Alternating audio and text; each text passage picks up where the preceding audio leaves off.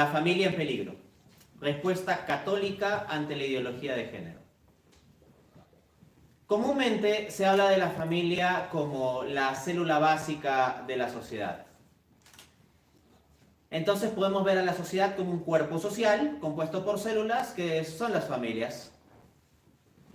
Una de las enfermedades más temidas del cuerpo es el cáncer, ¿no? Hoy en día es una enfermedad pues que lamentablemente se suele ver bastante, ¿no? Sobre todo a partir de ciertas edades. Y el cáncer implica una degeneración, una corrupción de las células. Pues bien, si se corrompe la familia, se corrompe la sociedad. Porque si se corrompe la célula básica de la sociedad, entonces la situación que tenemos es un cáncer social. Desde esa perspectiva, puede decirse que la ideología de género, al atentar contra la familia, termina generando un cáncer social. Y si queremos defender a la sociedad, tenemos que defender a la familia. Y si queremos defender a la familia, tenemos que defender el núcleo de esa célula, que es el matrimonio.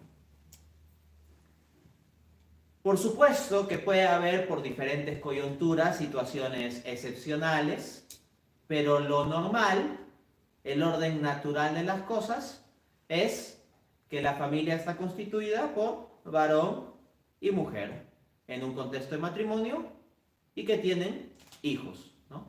Como digo, luego puede haber coyunturas y cuando hablo de coyunturas o particularidades, por si acaso, me refiero a situaciones como parejas que no puedan tener hijos o que fallezca alguno de los cónyuges o a veces lamentablemente se da que alguna de las partes abandona la familia, etcétera, ¿no? Pero la situación natural para la familia, para la sociedad, para el género humano, viene dada por este orden natural de hombre y mujer. La ideología de género, en cambio, viene a relativizar la idea de hombre y de mujer, planteándolo simplemente como una cuestión de construcción social, que ser mujer es algo socialmente construido. De hecho, esta filósofa francesa, Simone de Beauvoir, la pareja de Jean-Paul Sartre, el famoso filósofo existencialista, esta filósofa tiene un libro bastante conocido llamado El segundo sexo, ¿no?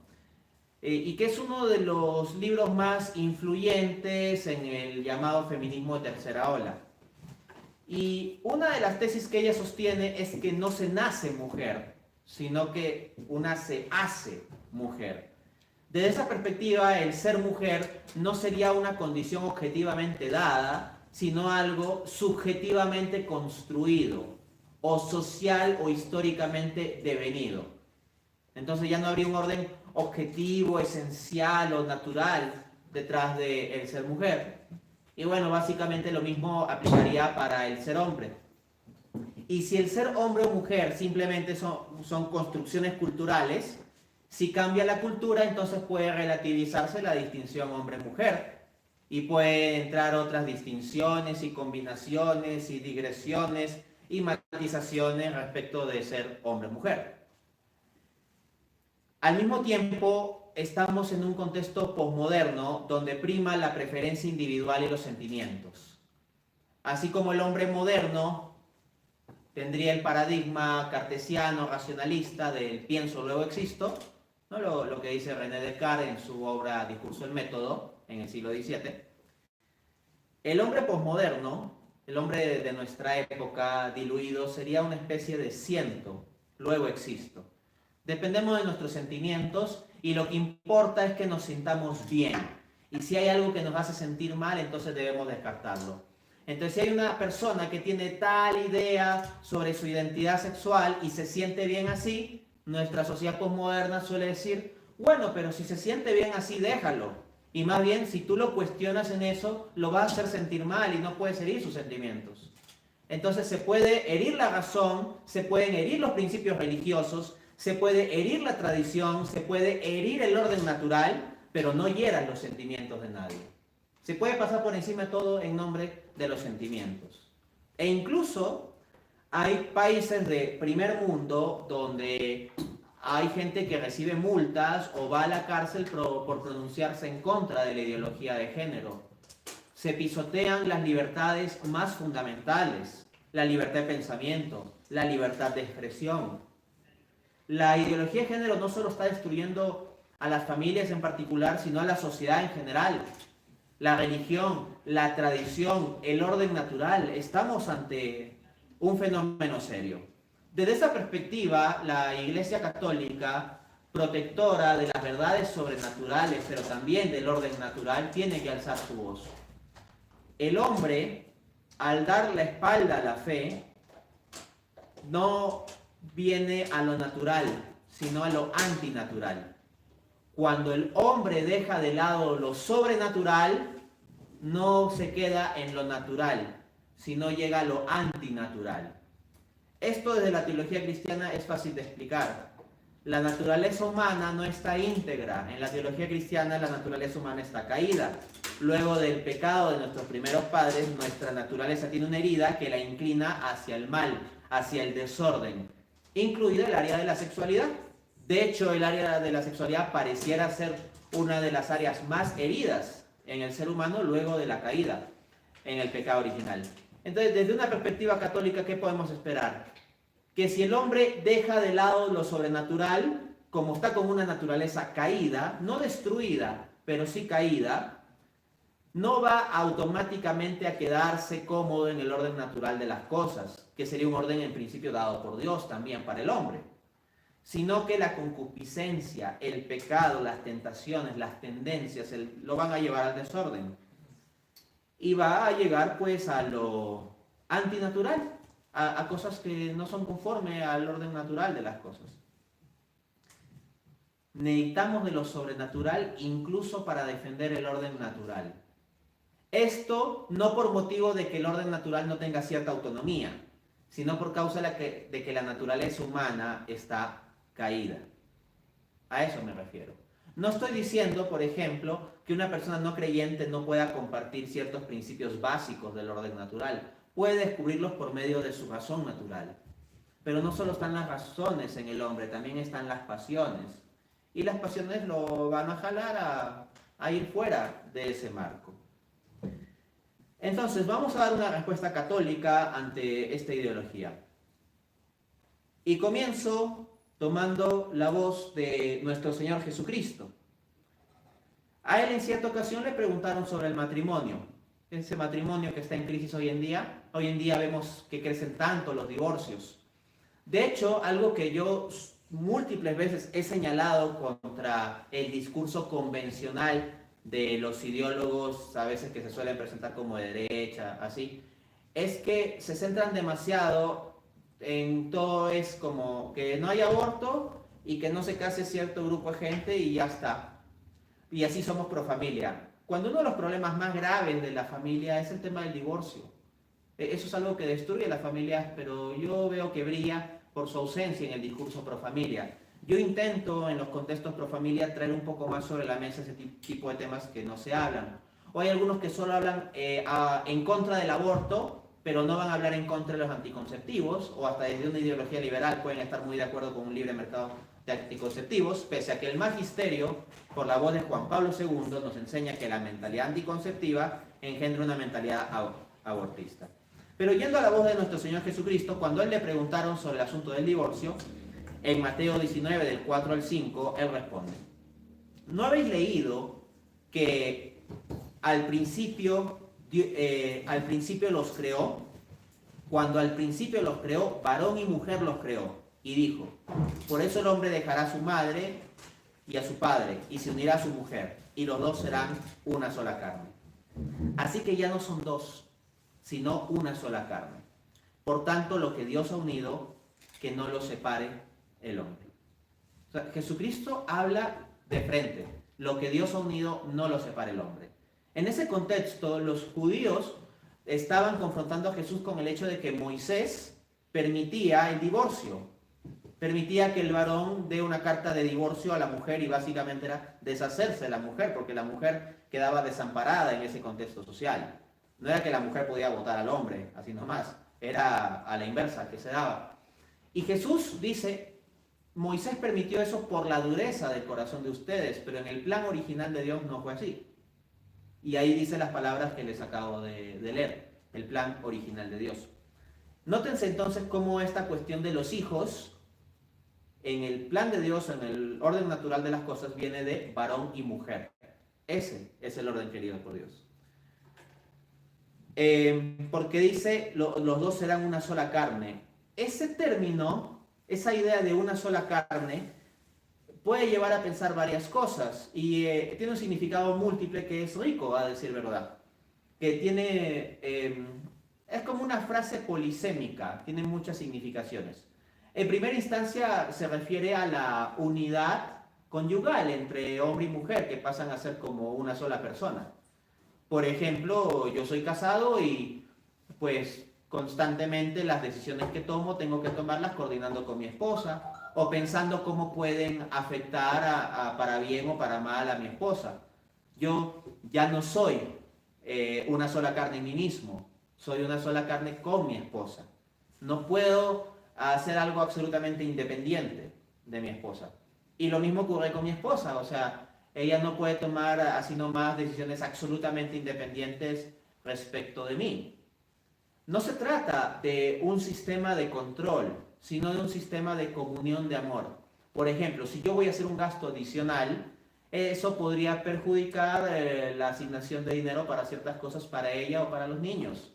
O por ejemplo, si yo voy a dedicar todas las noches a dictar un curso o a llevar un curso, entonces, o sea, todas las noches voy a estar fuera de casa, no la voy a ver ese rato, no voy a estar para ayudar a acostar a los niños, etcétera. Entonces, no es algo que yo pueda considerar solo por mí mismo. Entonces, que sean una sola carne implica en cierto modo que van a funcionar como una sola persona.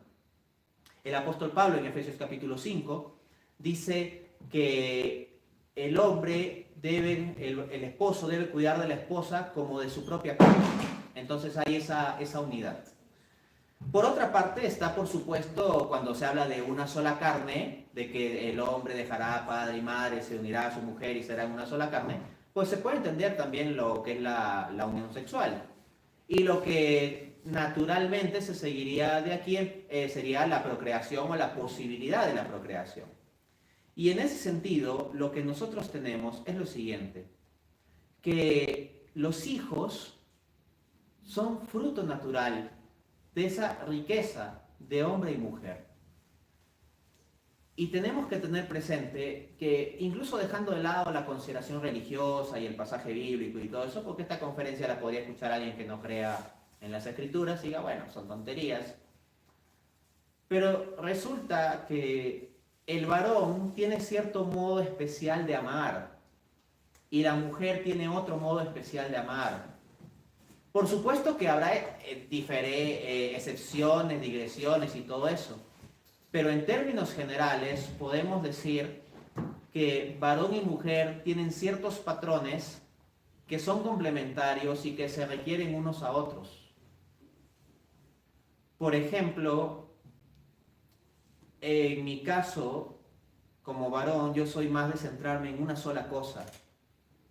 Una cosa, luego otra, luego otra, luego otra, luego otra. Los hombres tendemos a ser así, secuenciales. Se nos dificulta pensar en dos cosas a la vez, no damos para eso. Como que estamos con el automóvil, por ejemplo, y está alto el sonido de la radio y uno tiene que ver una calle y dice, bájale que no veo. ¿No? Así, o sea, no somos capaces de poder escuchar y ver. Por ejemplo, o si estamos haciendo algo en la computadora y la esposa nos dice, no te olvides que la próxima semana tenemos una reunión en la casa de mi tía, no sé cuánto. Sí, amor, le dices, pero en realidad no procesaste la información, simplemente seguías en tu computadora, ¿no? Entonces los hombres tenemos más esta característica de un pensamiento más secuencial. Podemos centrarnos y concentrarnos mucho en una cosa a la vez. En cambio, la mujer tiene la característica en general, estas son tendencias, no son reglas absolutas, pero sí tendencias generales, de poder pensar en muchas cosas a la vez. Entonces está en el trabajo y está pensando en los niños, y está pensando en la salud, y en el esposo, y en la enfermedad de su mamá, y de qué color se va a teñir el pelo para que combine con tal vestido con el que va a ir a la boda de aquí a 2 semanas. Y más o menos todas esas cosas como que están dando vueltas, es como todo un sistema interconectado, ¿no? Y por eso mismo resulta que hay ventajas y desventajas donde hombres y mujeres podemos ayudarnos. Por ejemplo, el hombre centrado en una sola cosa puede perder de vista dimensiones importantes. A mí se me da, por ejemplo, que yo veo un problema y tengo automáticamente la tendencia a resolverlo, querer resolverlo y resolverlo y resolverlo. Y a veces no me fijo en los sentimientos. Por ejemplo, simplemente me importa la solución objetiva del problema. Mi esposa me ayuda más a darme cuenta de la dimensión de los sentimientos de las personas. No es que yo quiera hacer sentir mal a la gente, no. O sea, más bien si me preocupo de resolver un problema es porque quiero que estén bien. Pero muchas veces me centro objetivamente en que las cosas estén bien y no que todos se sientan bien. Y a veces se requiere también de esos otros elementos, de ver esos detalles, los sentimientos. Pero por otra parte, si lo dejásemos todo al asunto de los sentimientos y no hubiese alguien que dijese, ya, esto es así, así, así, paso 1, paso 2, paso 3, paso 4, pues nos podemos quedar dando vueltas también. Del mismo modo, en el caso de la mujer, esa capacidad de pensar en varias cosas a la vez, pues, en primer lugar es algo maravilloso. O sea, las mujeres tienen una capacidad así que, no sé, los hombres nos quedamos chiquitos ante eso, de cómo pueden manejar tantas cosas. Pero eso también puede significar que la mujer puede cargar con más estrés. Y nosotros debemos comprender eso. Porque uno puede tener un hijo enfermo y uno como papá se preocupa por la enfermedad del niño, pero la mente de uno no es como que esté configurada todo el día a pensar que el niño está enfermo. El papá hará lo necesario para que el niño tenga las medicinas, lo cuidará y todo eso, pero no es que su mente va a estar interconectada todo el día con esa situación. En el caso de la mujer, en cambio, tiene más esa capacidad de estar interconectada, incluso quiéralo o no. Y eso es de ayuda para cuidar mejor a los niños, pero al mismo tiempo implica más carga de estrés. Entonces, hombres y mujeres tenemos que entender nuestras diferencias y amar esas diferencias y complementarnos. Piensen en un niño jugando fútbol y de repente se cae y se raspa la rodilla. Entonces, ¿qué hace? Viene la mamá, el niño llora, lo abraza, hijito, le da su besito, le echa alguna cremita, lo apapacha y todo eso, ¿no? ¿Qué haría normalmente un papá? Bebé, no es para tanto, ya, sea macho, siga jugando. ¿Qué pasaría si todo el tiempo fuésemos criados solo con el paradigma de, no pasa nada, sea macho, siga jugando? Entonces, uno, te puedes hacer daño grave. Dos, los seres humanos también requerimos un abrazo, cariño, necesitamos que nos apapachen, que nos comprendan y todo eso. Pero ¿qué pasaría al mismo tiempo si viviésemos en un paradigma en que solo nos apapachan y nos comprenden y tienen compasión de nosotros y nos echan cremita, pero nadie nos dice, ya, siga adelante, ¿no? En ambos casos, en ambos paradigmas, seríamos personas incompletas o tendríamos que completar por otra vía esas insuficiencias. Entonces, la complementariedad de hombre y mujer es algo que no se debe perder, es algo maravilloso y que permite la adecuada crianza de los hijos. Por eso es que hay que defender el orden natural de la familia. Este gran sacerdote dominico, Fray Nelson Medina, habla del amor de continuidad y amor de discontinuidad. Dice que el amor de continuidad es el más propio de la mujer y el amor de discontinuidad el amor del hombre. El amor de continuidad es porque como que la mujer biológicamente es la que tiene los hijos, entonces el hijo cuando es concebido está en el cuerpo de la mujer. No es una parte del cuerpo de la mujer, pero es totalmente dependiente del cuerpo de la mujer. Y está allí en el cuerpo de la mujer. Y es dado a luz por la mujer. Y de hecho los bebés en los primeros meses no tienen muy clara su distinción de identidad respecto de ser una persona y cuerpo distinto de la madre, ¿no? Por eso es que los bebés sienten apenas la mamá se mueve o apenas se mueve un centímetro para ir al baño cuando lo dejó dormido y se despiertan, por ejemplo, ¿no? Y al mismo tiempo las madres como que tienen una conexión especial con los hijos y saben hasta qué le está pasando sin verlos, ¿no? Entonces es un amor de continuidad, hay como una cuerda así, continua. Y ese amor de continuidad es más de proteger, de apapachar, de abrazar. En cambio, el varón normalmente tiende más al amor de discontinuidad. ve al hijo como algo distinto. El hijo no ha estado en el cuerpo del varón, al haber sido concebido, el hijo es distinto. Y en ese sentido, ese amor de discontinuidad lo que sobre todo va a hacer es empujar hacia el mundo, hacia progresar, hacia crecer, ¿no? Y requerimos de las dos cosas. Requerimos de ese apapacho del amor de continuidad, pero también de ese empuje del amor de discontinuidad que nos hace crecer. Ambas realidades son necesarias. Bueno, al respecto dice el Catecismo de la Iglesia Católica, numeral 2333, cito: corresponde a cada uno, hombre y mujer, reconocer y aceptar su identidad sexual. La diferencia y la complementariedad físicas, morales y espirituales están orientadas a los bienes del matrimonio y al desarrollo de la vida familiar. La armonía de la pareja humana y de la sociedad depende en parte de la manera en que son vividas entre los sexos la complementariedad, la necesidad y el apoyo mutuos.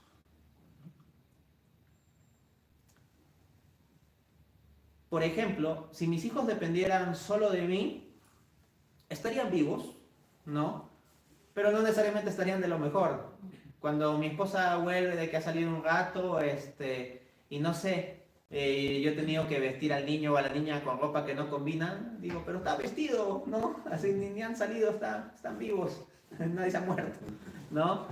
Pero yo no tendría el tino de saber combinar realmente la ropa y los colores para vestir a mi hijita, por ejemplo. Y eso también se necesita, se requiere esa complementariedad. No se debe perder eso. Por eso dice también el Catecismo en el numeral 2335. Cada uno de los dos sexos es, con una dignidad igual, aunque de manera distinta, imagen del poder y de la ternura de Dios. Ojo, no está diciendo que el hombre es imagen del poder y la mujer es imagen de la ternura. Así quisiera dejar en claro ese punto. No. El Catecismo lo que dice es que cada uno es imagen del poder y la ternura, de las dos cosas, solo que de modo distinto. Por los ejemplos que he puesto que enfatizan el contraste entre hombre y mujer, pues tal vez alguno podría pensar, ¿no? Este nunca abraza a su hijo o algo así. No es el caso, sino que la ternura del hombre, el hombre tiene su ternura, pero la ternura del hombre normalmente es una ternura que es distinta de la de la mujer. Y esto se puede ver mucho más claro con las hijas.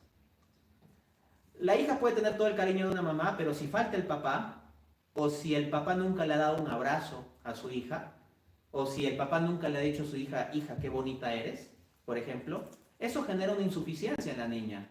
Y perfectamente la mamá puede haberle dado un montón de cariño, e incluso el doble de cariño de la madre promedio, y no porque sea cuantitativamente el doble, cubre también lo que hubiera cubierto el padre. Porque el cariño del padre es cualitativamente distinto. No se trata simplemente de la cantidad, sino del modo, de la cualidad, de quién lo da. Entonces, ojo, el hombre manifiesta el poder y la ternura de un modo especial. Y lo mismo vamos a decir de la mujer. La mujer manifiesta el poder y la ternura de Dios.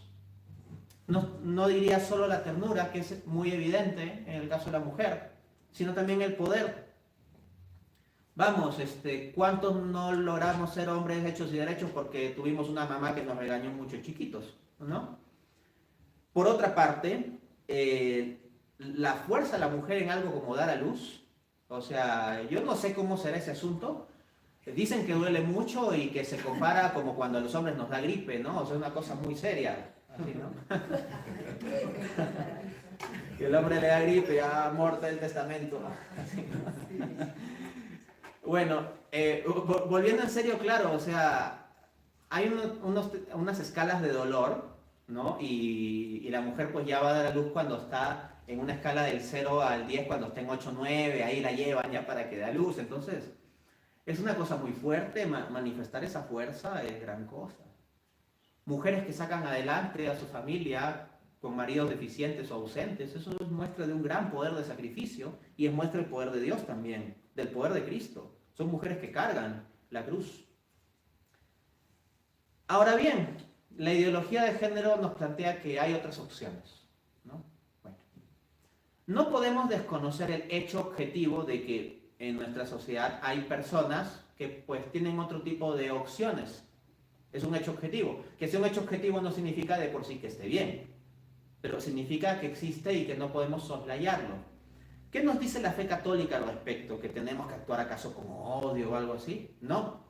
Dice el Catecismo de la Iglesia Católica, numeral 2358.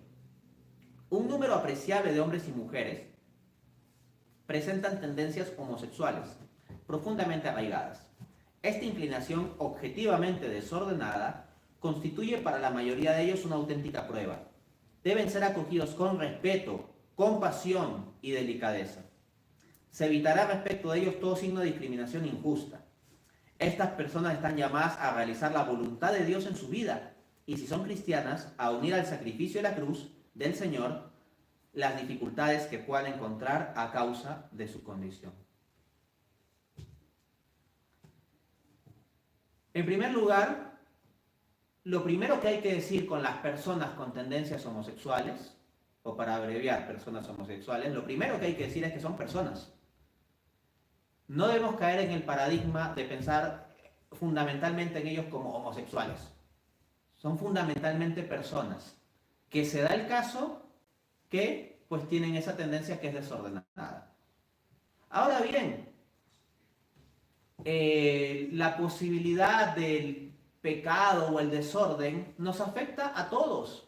Por ejemplo, en el caso de personas ya heterosexuales, 100% heterosexuales, que tienen bien ordenada su sexualidad, ¿no existen acaso las tentaciones, las caídas, las insuficiencias, las miserias y todo eso? También.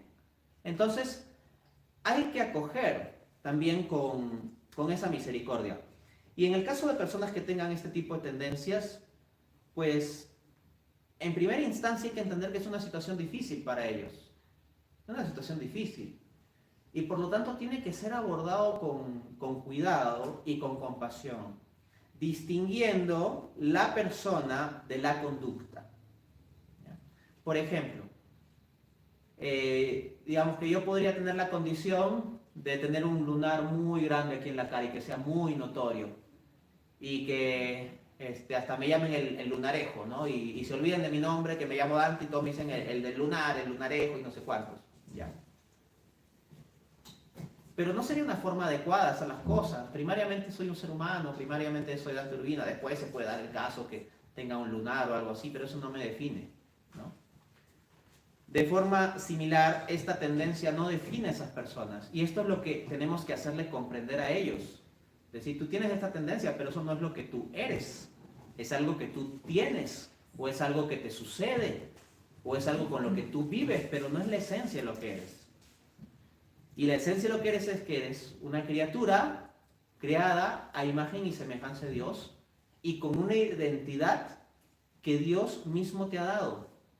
Que luego tú en tu mente o en tus sentimientos tengas una discrepancia con respecto a esa identidad objetiva, natural que Dios te ha dado, pues es una cruz con la que cargas y es un tema pues que deberás ir abordando.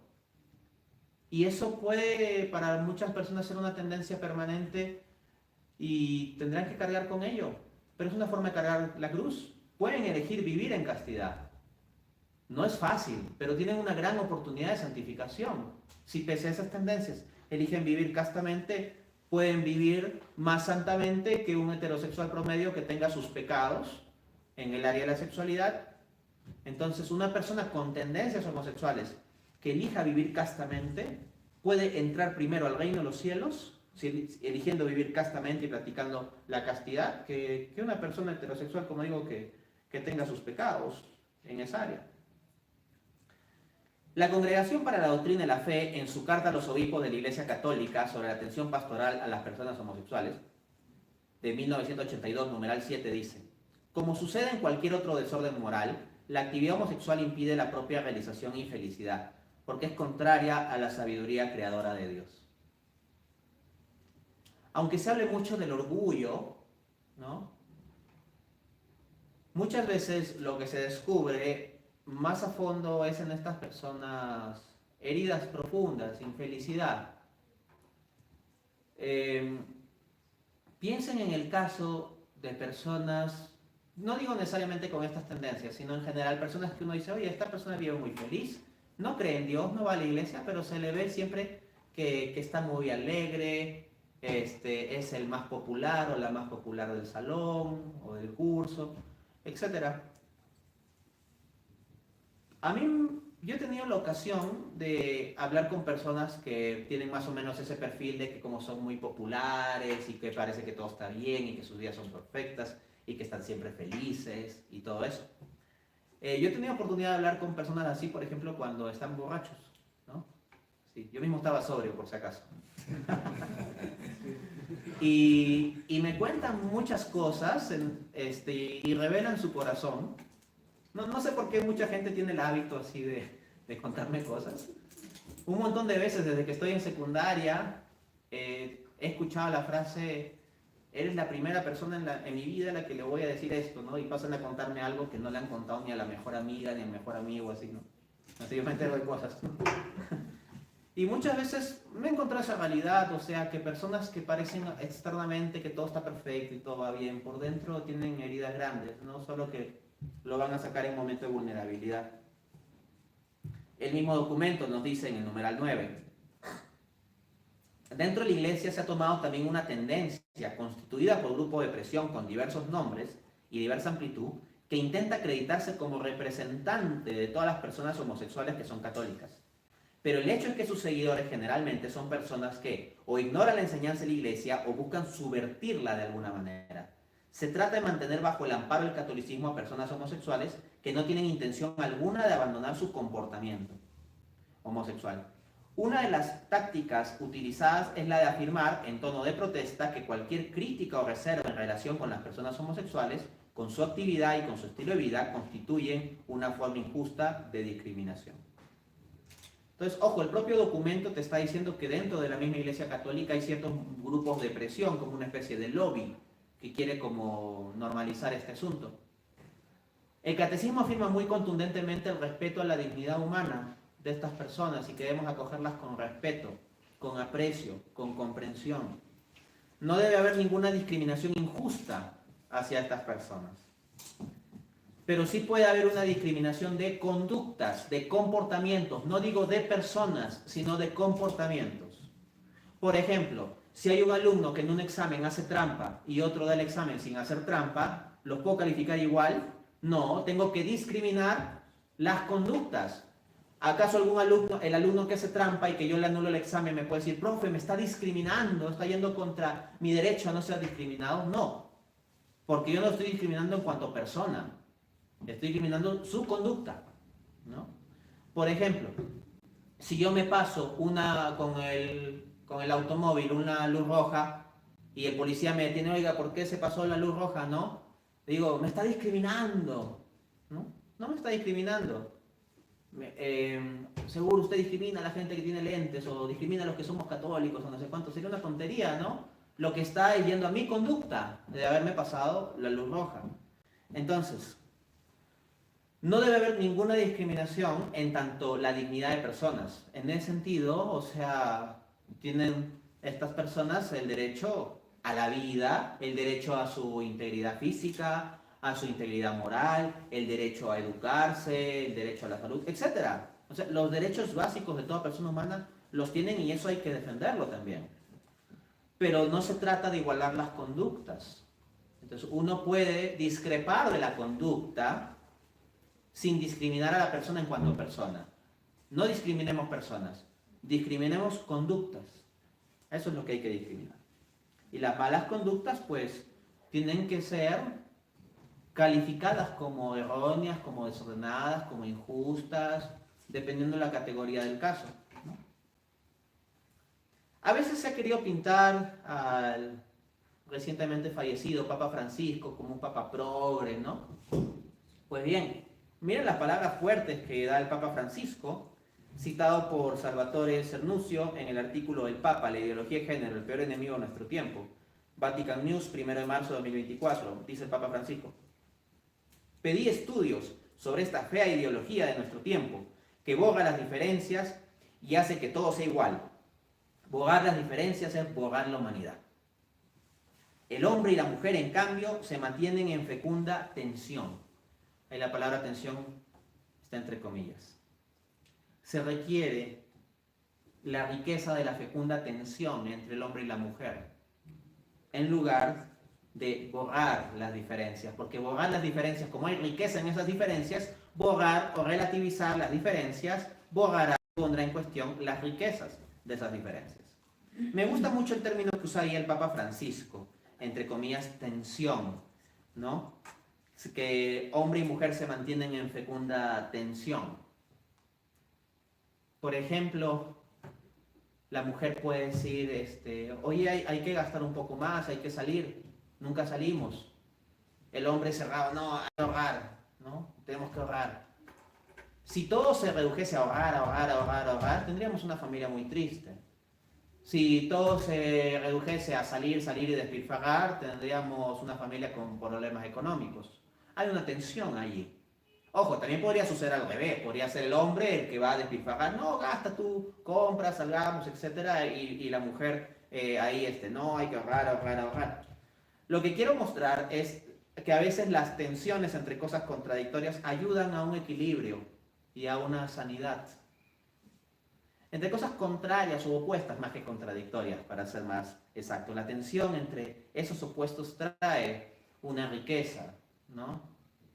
Eso de, oye, no seas tan duro con el niño, oye, estás consintiendo demasiado al niño, se requiere eso, que alguien ponga límites respecto de qué tanto se puede castigar a un niño, ¿no? No necesariamente me refiero al golpe físico o algo así, o sea, hay muchas formas de castigo sin acudir a eso. Pero en general, o sea, me refiero a alguien tiene que decir en un momento, oye, no seas tan duro con el niño, ¿no? Y a su vez, alguien tiene que decir, oye, no consientas tanto al niño. Si todo es puro consentimiento, malogramos al niño. Y si todo es puro maltrato, malogramos también al niño. Entonces, hay una tensión ahí entre eso, ¿no? Una disciplina fuerte y ser consentidor, y donde hay que ir a unos balances, donde hay que ir a unos equilibrios. Entonces, esa tensión es importante, ¿no? Es fecunda. Ahora, cierro trayendo pues lo que decía en su momento el actual Papa, ¿no? El Papa peruano de alma, peruano de corazón, peruano por deseo y decisión. El Papa León XIV. Hay un artículo titulado Papa León XIV contra la ideología de género. Hay varones y mujeres, dijo cuando era obispo, publicado en el diario Expreso, 11 de mayo de 2025. Dice, cito, cuando Pedro Pablo Kuczynski era presidente del Perú, su gobierno pretendió legislar para que no se valide el sexo biológico de las personas, sino su identidad de género. Ante ello, el hoy Papa León XIV rechazó públicamente esta maniobra. El tema de promover la ideología de género es ya una discusión. Esas son palabras del Papa, ¿no? Que en su momento era obispo en Chiclayo, pues, ¿no? El tema de promover la ideología de género es ya una confusión, porque busca crear géneros que no existen. Pues Dios ha creado a hombre y mujer, y al intentar confundir las ideas de la naturaleza, solo se hará daños a las familias y personas, declaraba Robert Prevost, como obispo de Chiclayo. Unámonos, pues, al combate contra esta ideología de género, que muchas veces estos ideólogos de género quieren taparnos la boca, quieren que nos multen, que nos expulsen, que nos excluyan o que incluso nos metan a la cárcel, como sucede ya lamentablemente en algunos países. Pues son ellos los que están yendo contra los derechos más fundamentales de nosotros los cristianos. En cuanto a sus derechos de personas, tienen todos sus derechos de personas. Pero acá hablamos ya de cuestión de distinción de conductas. Pueden decir, no, tenemos derecho a adoptar un niño. Oye, un niño no es un juguete, no es un gato, no es un perro. El niño tiene derecho a tener un hogar con un papá y una mamá. O sea, si se le puede procurar eso, otra cosa es que se murió el papá, la mamá, qué sé yo, coyunturas. Pero si se le puede procurar un hogar con un papá y una mamá a un niño que vaya a ser adoptado, pues eso es lo que hay que procurar. Y ojo, nuestro orden constitucional defiende la familia, al menos así dice la Constitución. Así que hagan, o sea, que digan lo que les dé la gana, pero yo estoy hablando en términos de la Constitución. Estoy hablando en términos del marco legal fundamental de nuestro país. Entonces no se trata del derecho de dos personas porque se le ocurre de adoptar un niño como si fuera a comprar un perrito. Se trata del derecho primordial del niño a que se le dé el mejor entorno. Esto es, con un papá y con una mamá. Y aunque muchas veces levantar la voz sea costoso, tenemos que hacerlo. Y alzar la voz contra la ideología de género en nombre de Dios, de la familia y de los niños. Muchas gracias.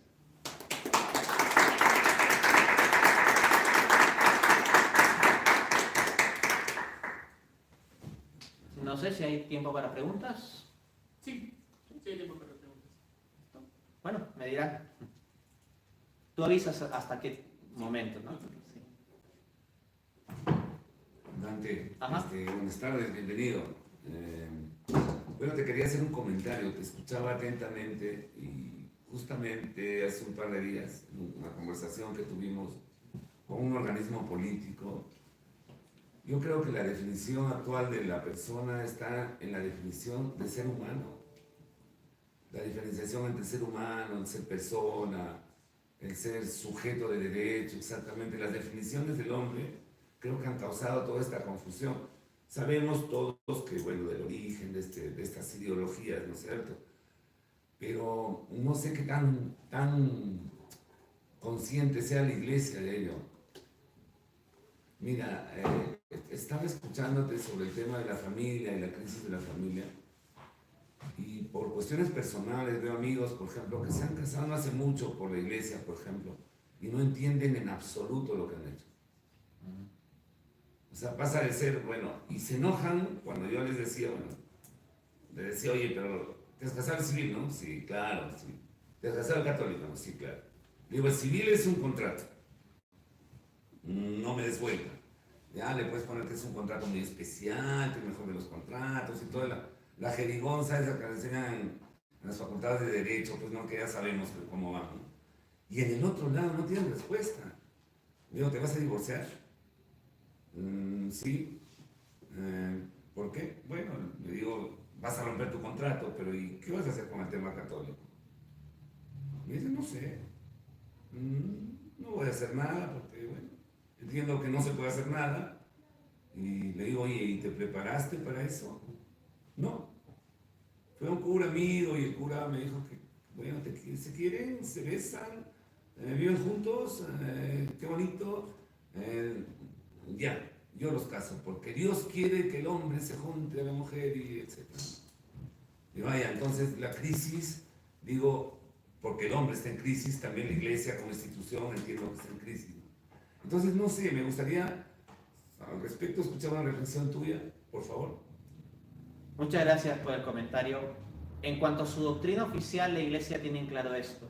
Pero luego en la práctica pastoral de los sacerdotes concretos, las parroquias concretas, los obispados concretos, muchas veces hay deficiencias. Por ejemplo, en los cursos matrimoniales, o sea, normalmente para casarse es que llevas un curso de 1 o 2 días, así, y ya, al menos yo he visto eso, ¿no?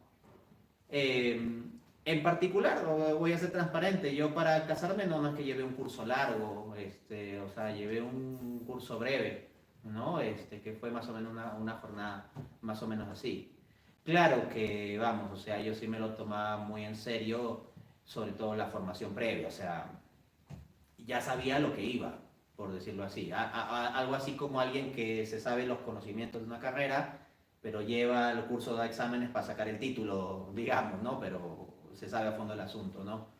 Mi esposa y yo, pues sí teníamos mucha conciencia de lo que significa, y tenemos, ¿no? Mucha conciencia de lo que significa esto. Pero claro, a veces los cursos son express.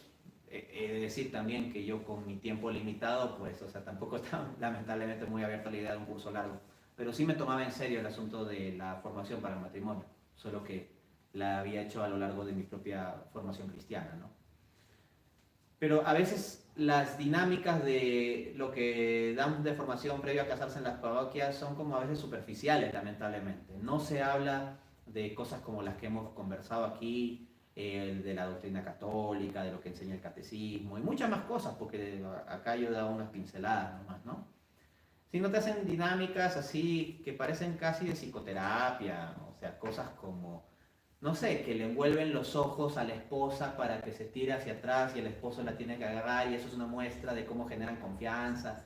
Oye, eso está bonito que lo haga una psicoterapeuta o hasta que lo pueden hacer en el nido de mi hija en una gincana, ese tipo de jueguito, pero, o sea, yo necesito que de lo que me hablen es de la indisolubilidad del matrimonio, que Cristo mismo habló de que el plan original de Dios es varón y mujer, y lo que ha unido Dios no lo separa el hombre, o sea, que no se pueden divorciar, que no hay divorcio, porque es un pacto ante Dios. Dar a entender que el matrimonio no es un contrato, cuando hablaba del matrimonio religioso, el matrimonio civil es un contrato entre dos partes y se puede romper si alguna de las partes no cumple las condiciones o si de mutuo acuerdo deciden romperlo. O sea, el matrimonio civil es un contrato escrito en papel mojado, hoy en día, que es relativamente, no del todo fácil, pero relativamente fácil divorciarse. En décadas anteriores divorciarse era algo más complicado a nivel de trámite, hoy en día es más expreso. Pero en todo caso es simplemente un contrato. En cambio, el matrimonio religioso no es un contrato, es un pacto. Es un pacto, y es un pacto ante Dios. Entonces, yo le prometí amor y fidelidad a mi esposa en un altar, no en una oficina municipal. Tengo, sí, mi matrimonio civil, pero yo que soy un poco rudo a veces, decía, para mí eso es firmar un papel, ¿no? El matrimonio religioso sí, o sea, me lo tomaba máximamente en serio. Lo del matrimonio civil, bueno, firmamos y vamos a comer, ¿no? Con tal que sea una excusa para ir a comer rico con la familia, ya vamos. Pero el matrimonio religioso es un pacto ante Dios. Entonces, yo no puedo romper ese pacto con Dios. Incluso si las cosas no se desarrollan en el matrimonio como yo espero, si a mi esposa le sucede un accidente, o a mí, si alguno queda parapléjico, etc. O sea, yo he hecho un pacto no meramente con mi esposa, he hecho un pacto con Dios. O sea, eso es cosa seria y vinculante, ¿no?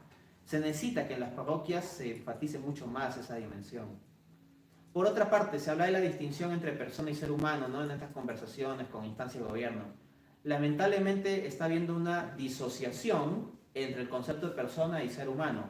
Yo puedo entender que pueda haber ciertas distinciones conceptuales que puedan hacer, pero no una disociación cuando se está hablando de la persona humana. O sea, no puede haber una disociación, porque si nosotros comenzamos a hacer una disociación de este ser humano pero no es persona, o sea, llegábamos al pensamiento de los nazis. Básicamente los proabortos vienen con esa lógica. O sea, que el concebido puede considerarse el ser humano incluso, en la medida en que tiene un código genético humano, no es un chancho, no es un perro, no es un gato, pero no es persona. Es ser humano, pero no es persona, te dicen, ¿no? No es sujeto de derecho. Pero resulta que exactamente eso mismo decían los nazis respecto de los judíos y de otros grupos poblacionales. O sea, sí, genéticamente son humanos, pero no son personas, son como gente que no son sujetos de derecho, en realidad. Entonces, relativizar el concepto de persona y disociarlo respecto de ser humano lleva a consecuencias muy graves, ¿no? Y la Iglesia también ha alzado su voz al respecto en documentos oficiales. Luego, ya en la pastoral concreta, de los sacerdotes concretos, los obispos concretos, ¿qué tanto se conoce eso en las catequesis concretas? En general no mucho, ¿no? Por eso estamos nosotros aquí, para dar a conocer. Y no digo yo, digo nosotros. O sea, tenemos que ir todos, ¿no? No sé si alguien más quiere comentar algo. Sí, dale. Sí. Bueno, muchas gracias por haber asistido el día de hoy a esta conferencia, ¿sí? En la cual nos estás brindando mucha información. Bueno, pregunta esta siguiente, Dante. ¿Qué recomendaciones das tú, pues, a las familias, ¿sí? Que de un momento a otro ven que tienen un miembro dentro de su familia que es, pues, homosexual o que tiene tendencia a la homosexualidad muy fuerte, ¿no? Entonces, pues, ¿qué recomendaciones puedes dar en sí, pues para que pueda salvar su alma, ¿no? Usted, pues como sabemos, generalmente las personas homosexuales, pues la misma Biblia lo dice, ¿no? Que no heredarán el reino de los cielos. Entonces, ¿cómo podrían decir la familia ayudar a esa persona homosexual o con tendencia a ser homosexual a que deje ese pecado y pueda volver hacia Dios? A ver, debe haber un rechazo incondicional a la conducta y debe haber una aceptación incondicional de la persona. La persona que esté en esa situación debe saberse profundamente amada, debe saber que su padre, su madre, sus hermanos nunca lo dejarán de querer, haga lo que haga. Si hablamos de la salvación del alma, recordemos que hay muchas personas que pueden tener esa oportunidad en el último instante de sus vidas, personas que se arrepienten en el último instante. Y una de las cosas que puede llevar a arrepentimiento es: mi mamá siempre me amó aunque no estaba de acuerdo con lo que hacía.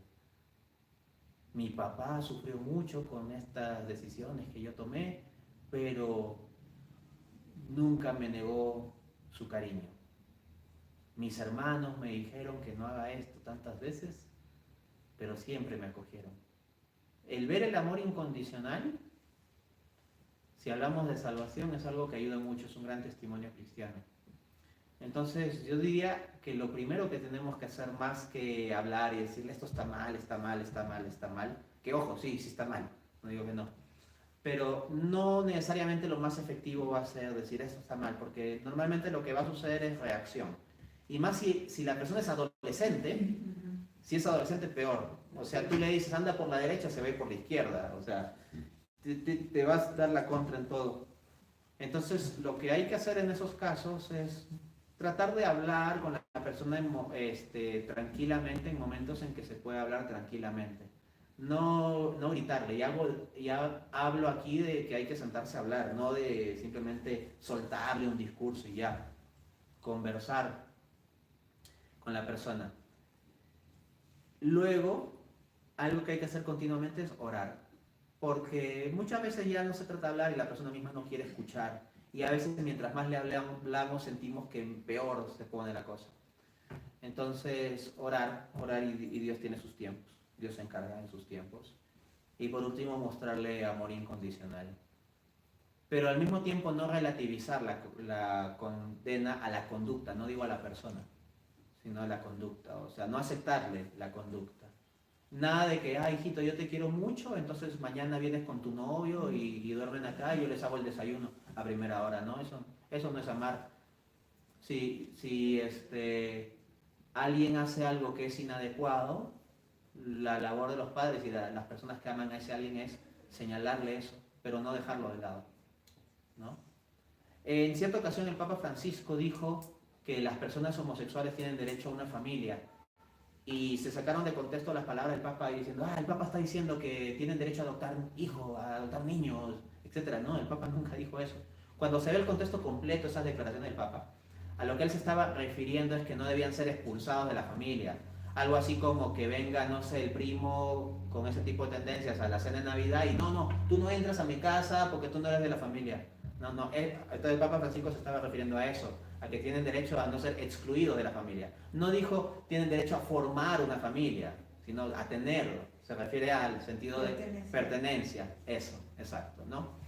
Entonces, pensemos cómo muchos de nosotros hemos fallado mucho a Dios y lo que nos ha movido en ocasiones a arrepentimiento es ver cuánto nos ama Dios, pese a que oramos tan mal, pese a que fallamos muchas veces, pese a que nos confesamos y decimos, esta es la última vez que voy a hacer esto, y a las 2 semanas, los 2 meses, los 2 años, los 2 días o las 2 horas, estamos cayendo. Y aún así Dios nos muestra su amor incondicionalmente. Y en el momento en que podamos estar más desesperados de cómo hemos arruinado todas las cosas de nuestra vida, podemos acordarnos de que Dios nos amó incondicionalmente y no nos perdemos, no nos hundimos cuando estamos a punto de hundirnos por el peso de nuestros pecados. Algo similar debemos pensar de las personas con estas tendencias. Si los amamos incondicionalmente con el amor de Cristo, eventualmente eso puede terminar siendo como una tabla salvadora en medio del naufragio en que pueden encontrarse en ciertos momentos de su vida. Dios se va a encargar de cuál va a ser el momento de la gracia. Simplemente confiemos. Confianza y amor, eso es lo que diría. Muchas gracias. Dante, una pregunta, mira.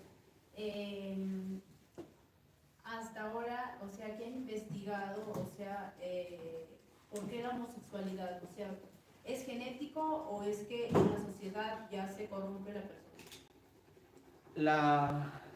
El catecismo de la Iglesia Católica dice explícitamente que las causas son desconocidas o que no están del todo determinadas. Ciertamente existen argumentos fuertes para ver a la homosexualidad pues como un tema adquirido, como un tema de comportamiento devenido y no como una condición configurada físicamente. Sin embargo, hay que también decir que hay quienes argumentan, y dentro de eso tratan como sus experimentos, estudios científicos, de que no, que tendría como una explicación natural, ¿no? Entonces, es un tema que, digamos, a nivel científico no está del todo cerrado, y doctrinalmente, o sea, en el catecismo no se pronuncia diciendo es tal o cual. Tampoco el catecismo afirma ni niega nada, simplemente dice que las causas están en gran parte indeterminadas. Pero en cierto modo, en términos morales, que es lo que nos importa aquí, no sé tanto la diferencia. Por ejemplo, supóngase que se diga, estoy poniendo una analogía, digamos que los hombres tienen una tendencia genética a la infidelidad, ¿no? Y hay algunos que argumenten eso, ¿no? Que el hombre es naturalmente infiel. De hecho, ese tipo de frase hasta se escucha, ¿no? Que el hombre es naturalmente infiel, como que tenemos una especie de resorte, así, ¿no? Y hay otros que podrían argumentar, no, la infidelidad es algo que se genera por una mala crianza, una falta de firmeza moral, una falta de firmeza de carácter, una falta de principios, etc. Entonces se podría poner como, o es algo configurado de nacimiento, o es algo adquirido. Pero en términos morales, al final de cuentas es irrelevante, porque no por eso vamos a legitimar una conducta de infidelidad, ¿no? Incluso si uno tuviese unas tendencias físico-químicas, no por eso nosotros legitimamos las conductas. Por ejemplo, si alguien me insulta en la calle, yo puedo tener en mi cuerpo unas reacciones físico-químicas fuertes que me pueden llevar a golpearlo y romperle la nariz. Y si de verdad le rompo la nariz, uno puede decir, ah, bueno, pero es que su cuerpo lo impulsó a eso, pues ¿qué se va a hacer? No, o sea, me puedo ganar hasta problemas legales de actuar así. O sea, me insulta y yo estoy respondiendo con un golpe, ¿no? Entonces, a lo que voy es que, más allá de si las causas son adquiridas o no adquiridas, los seres humanos no nos reducimos a la mera biología. Tenemos libre albedrío. Entonces, aunque podamos tener cierto tipo de tendencias, nosotros con nuestro libre albedrío podemos elegir no dar rienda suelta a esas tendencias. Y pensamos con un caso mucho más sencillo y más, menos problemático, diría, ¿no? El ayuno. O sea, nuestro cuerpo está configurado para comer, nosotros tenemos que comer y eventualmente nos da hambre. Lo natural es que comamos cuando nos da hambre, pero podemos voluntariamente elegir hacer ayuno. Y ojo, no es que yo he aprendido el hábito de comer, o sea, ya vengo configurado con el hábito de comer, pero aún así puedo elegir hacer ayuno. O si hubiese una cantidad limitada de alimento y yo tengo muchas ganas de comer y mi cuerpo me impulsa a comer, pero ese alimento solo alcanza para que mis hijos estén bien alimentados, yo puedo elegir dárselos a ellos. De hecho, se me vería como inmoral como padre si es que no hiciese eso. Tendría que dar ese alimento a ellos. Entonces eso, o sea, incluso si hubiese un tema físico, que no lo afirmo, yo tendría a inclinarme a que no, pero incluso si fuese un tema físicamente configurado, los seres humanos no somos una mera reacción a nuestra configuración física, como demuestra, por ejemplo, el hecho de que podamos ayunar. Yo tengo otra pregunta. Mira, uno de los paradigmas de la modernidad es la divinidad, ¿no? Pero desde un punto de vista mundano se puede decir, Ya, la iglesia se da cuenta de eso y saca declaraciones, estudios de Dignitatis Humanae, Humanae Vitae, etcétera, etcétera. Ya. Pero ¿qué pasa? Que ahora en la posmodernidad los progres vienen con un discurso que habla mucho de la dignidad también. Es como, si no me haces caso a mis caprichos, entonces estás yendo en contra de mi dignidad. También se habla de, por ejemplo, en el aborto, que si no vas a tener una vida digna, mejor no, pero ese es otro caso, ¿no? Ahora estamos, o sea, hablamos de los progres y de sus derechos, ¿no? De lo que decían. Entonces, si el discurso está así, de que esta palabrita que nosotros como grupo Pro Vida estamos enfocando mucho para las bases de lo que queremos hacer, ¿qué recomendación das tú para que no se entremezcle y para que nos quedemos siempre con ese concepto eclesial verdadero de lo que es la dignidad, y que los que nos escuchen desde fuera no confundan las cosas? Podemos decirles, ya, si tú me hablas de dignidad, entiendo que es porque tienes una dignidad distinta de lo que podría llamar, lo que podría tener un perro, un gato, una cucaracha, una computadora, etc. O sea, hablamos de una dignidad humana. Entonces, tiene que haber en el ser humano algo cualitativamente distinto respecto del chimpancé o del animal más genéticamente parecido al ser humano, para que hablemos de una dignidad específicamente humana. Ya. Entonces, yo le plantearía ese problema a la persona. Yo le diría, ¿cuál es la fundamentación de tu dignidad? ¿Cuál es la fundamentación de la dignidad humana? Que me dé una fundamentación. En el caso católico y cristiano o judeocristiano, lo que tenemos es la fundamentación de la dignidad en la Imago Dei, que somos imagen de Dios. En Génesis 1:26 dice, hagamos al hombre a nuestra imagen y semejanza. Y es interesante lo que dice el texto que sigue. Dice, para que se enseñoree sobre las bestias y sobre los animales que se arrastran, y las aves y los peces, etc. ¿Significa esto que aquello en lo cual el hombre es a imagen y semejanza de Dios no es algo del cuerpo? Porque Dios no tiene cuerpo, Dios es espíritu. Juan 4:24. Entonces el hombre no se asemeja a Dios por el cuerpo, por la nariz, los ojos, no. Nosotros somos a imagen y semejanza de Dios por algo que es distinto de los animales. El alma, o para decirlo con más rigurosidad, nuestra alma espiritual, con capacidad de pensar y de amar. El alma espiritual como algo cualitativamente distinto de lo que ocurre en el mundo animal es lo que nos diferencia. Porque muchas veces los progres vienen con cosas hasta de los animales, y dicen, oye, pero si me hablas de lo natural, pues mira, acá tienes 2 leones, ¿no? O sea, leones machos, ¿no? Que están ahí juntos, o tienes esta especie de sapos que si faltan hembras en el grupo, entonces el sapo macho muta en hembra, y no vienen con esas cosas, que el orden natural, etc. Pero acá estamos hablando de naturaleza humana y de dignidad humana. Y entonces nos tiene que dar una base, porque si su dignidad está en compararse con los animales, una respuesta que podríamos dar es, oye, disculpa, pero mi dignidad no es la de un animal. Y con eso cerramos el asunto. Y yo no veo una forma coherente de sustentar la dignidad humana fuera de la afirmación de la existencia del espíritu. Y no veo una forma coherente de sostener la existencia del espíritu sin sostener la existencia de Dios. Y si esto es así, entonces podemos mostrar metafísicamente que para fundamentar la dignidad, al final de cuentas hay que ser teísta. Y si hay que ser teísta, pues eso les va a cambiar el marco a muchos de estos progres que en general suelen ser ateos o agnósticos. Y si son creyentes, normalmente van a ser creyentes cristianos progres, ¿no? Cristianos progres como círculos cuadrados.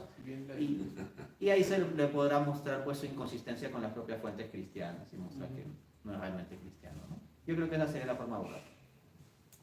Doctor Dante, buenas tardes a todos. Cuando estuve de paso por Lima, en el aeropuerto había un letrero en los baños que decía hombres en su diversidad, mujeres en su diversidad. Y lo que más me llamaba la atención es que nadie se juntaba con eso. Nuestra sociedad se ha acostumbrado a recibir nuevos conceptos y normaliza en un corto tiempo ciertas cosas que trastocan el sentido común. En algunos textos, ¿no?, jurídicos, otros tipos de textos, uno suele encontrar términos como, por ejemplo, familias en su diversidad. Y uno se puede pensar, ¿qué es eso? Familias en su diversidad. Entonces, cualquier individuo puede hacer su propio diseño de familia y validarlo. Y todos contentos. Cuando uno acude hoy, ¿no?, a alguna librería grande como Escrisol, como Ibérica y otras cadenas de librería, y aparte de las secciones clásicas, encuentra una sección que llama la atención, que es sección arcoíris. Y hay literatura abundante que suele encantar sobre todo a los adolescentes jóvenes, cuyo contenido es precisamente a través de experiencias psicológicas, sentimentalistas, empapar de ciertas ideas. Y el adolescente eso lo absorbe y lo comparte. Es conocido el caso de cuando la ministra Folclaro estuvo en el Ministerio de Educación, ¿no?, que se habían introducido links, ¿no?, que iban precisamente a este tipo de contenidos. Ahora, ¿qué hacer, ¿no?, desde la sociedad civil, ¿no?, la familia, ¿no?, para que tenga un paraguas protector o por lo menos una estrategia para esquivar, ¿no?, estos bombardeos? Sobre todo los que tienen el papel de padres, ¿no?, y los que están en las aulas, los maestros. Gracias por la cuestión. Dante, disculpa. Sí. Solo una cosita. Me gustaría, o sea, me traigo justo pensando en la pregunta, ¿por qué el católico no participa en política? ¿No crees tú que la única manera de cambiar la realidad sería justamente una participación en el sistema, en los que elaboran la ley? O sea, en los que, claro, yo entiendo que aquí estamos hablando del tema católico cristiano y está bien, nos configura nuestra sociedad, ¿no? Pero digo, yo siempre he visto en todos los entornos que participo que los católicos o los cristianos, digamos, como denominación, participan más, pero los católicos no. Como que los católicos están siempre mirando, siempre esperando, siempre aguantando, siempre deliberando. Y por último, ellos se dejan arrastrar y en algún momento se cansaron. Dicen, bueno, está de moda, pues hermano, vamos por ahí, ¿no? Ya me vuelvo un hombre moderno, ¿no? Un tipo que no puede luchar contra nada. Yo tenía esa idea porque digo, no sería bueno que, o sea, ¿qué esperamos de la sociedad en todo caso si los malos son los que hacen la ley? Y se supone que nosotros, si somos los buenos, ¿por qué no hacemos nosotros los buenos? Los que tenemos la razón de Dios, los que entendemos el orden natural, a la luz del Evangelio, digamos. ¿Por qué nosotros no estamos ahí haciendo las leyes? ¿O es que acaso el sistema no está hecho para nosotros? Eso es. Bien. Este gran pensador Edmund Burke decía que si el mal triunfa no es por mérito de los hombres malos, sino por demérito de los hombres buenos, que no hacen nada. Entonces, en gran parte estas ideologías y este tipo de movimientos avanzan porque aquellas personas que están o estamos llamados a defender los valores de la vida y la familia, no hacemos lo suficiente, ¿no? Me preguntaban qué hacer y acá luego se me plantea la cuestión de la vía política o el sistema. Tenemos que actuar en muchos frentes. El tema del sistema en términos del sistema político partidario, de generar un partido, de entrar en el gobierno, de tener parlamentarios y todo eso es una vía necesaria. No es la única vía, pero sí es una vía necesaria que hay que lograr, ¿no? Y en ese sentido sí hay que decir que muchas veces los católicos se han quedado rezagados, ¿no? haciendo la distinción, para ser más preciso, entre cristianos católicos y cristianos protestantes, ¿no? Porque en ambos lados son cristianos. En gran parte esto sucede porque la mayor parte de católicos bautizados no son católicos comprometidos. O sea, de todos los católicos bautizados, por más de que en nuestro país tengamos un gran porcentaje de bautizados católicos que en las estadísticas cuentan como católicos, o sea, los que realmente son católicos por un compromiso con su fe, es un porcentaje mucho más pequeño, ¿no? Ese porcentaje pequeño está llamado a cambiar las cosas. Bueno, el hecho de que se hagan esfuerzos como el movimiento que auspicia esta conferencia, que se dé esta conferencia, que se vaya a hacer un rosario públicamente. El tema del movimiento Provida, en gran parte, por ejemplo, en Lima está encabezado por católicos. Hay mucha influencia también de hermanos protestantes, sí, pero la parte católica también está muy fuertemente presente. Pero en la situación actual, concretamente en lo que son parlamentarios, o sea, ya en términos de los que hacen las leyes directamente, o los que derogan, aprueban o modifican leyes, pues sí, ahí falta más presencia clara y explícitamente católica. Y en ese sentido hay que avanzar. Se requiere hacer asociaciones civiles también, asociaciones de padres, por ejemplo, que se pronuncien contra situaciones como las que has comentado, de las librerías y el aeropuerto y links de libros de texto y demás tipo de cosas, ¿no? Asociaciones civiles de padres, se requiere de movimientos religiosos, de movimientos culturales, de movimientos profesionales, de agrupaciones, etcétera. No solo partidarias en el sistema, sino también de estructuras jurídicas fuera del sistema, todo.